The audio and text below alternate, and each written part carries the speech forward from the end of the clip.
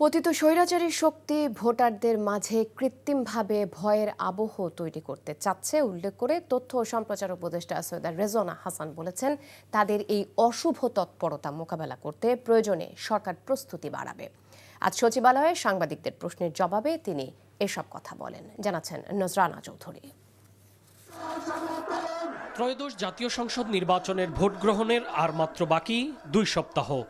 নির্বাচনের প্রচারণায় মুখরিত সারা দেশ। রাজনৈতিক দলগুলো ভোটারদের দ্বারে দ্বারে যাচ্ছেন তাদের সমর্থন পাওয়ার আশায়। এ অবস্থায় রাজনৈতিক দলগুলো একে অপরের সাথে কথার লড়াইয়েও নেমে গেছে, চলছে পাল্টাপাল্টি অভিযোগও।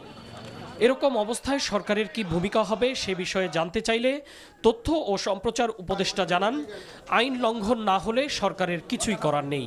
যেই দল জিতবার চেষ্টা করবে সে তার প্রতিপক্ষকে ঘায়েল করার জন্য কথা বলবে, প্রতিপক্ষ আরেকজনকে ঘায়েল করার জন্য কথা বলবে, তো খুব স্বাভাবিক কথা। কোনো জায়গায় হয়তো ভব্যতা সভ্যতার সীমাটা রাখা হচ্ছে না, সেই জন্য সকল দলকেই দায়িত্বশীল আচরণ করতে হবে। যদি কোনোটা আইন শৃঙ্খলার পর্যায়ে পৌঁছে যায় তখন সেটা সরকারের দায়িত্ব।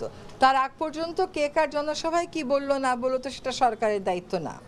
নির্বাচনকালে দেশের নিরাপত্তা নিয়ে কোনো শঙ্কা আছে কিনা এমন প্রশ্নের জবাবে রিজওয়ানা হাসান বলেন, পতিত স্বৈরাচারী শক্তি প্রচারণা চালিয়ে ইচ্ছাকৃতভাবে সবার মাঝে ভয়ের আবহ তৈরি করছে।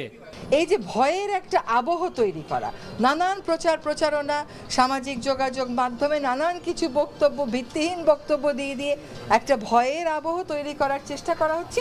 এই জন্যই বলা হচ্ছে যে পতিত স্বৈরাচার যদি নির্বাচনের পরিবেশকে বিঘ্ন করার জন্য কোনো কাজ করে আমরা সেটার বিরুদ্ধে ব্যবস্থা গ্রহণ করব। সরকার প্রস্তুত আছে, প্রয়োজনে প্রস্তুতি আমরা বাড়াবো। ভোট দিতে কোনো ভোটার নিরাপত্তাহীনতায় ভুগলে সরকার অবশ্যই ব্যবস্থা নেবে বলে জানান তথ্য ও সম্প্রচার উপদেষ্টা।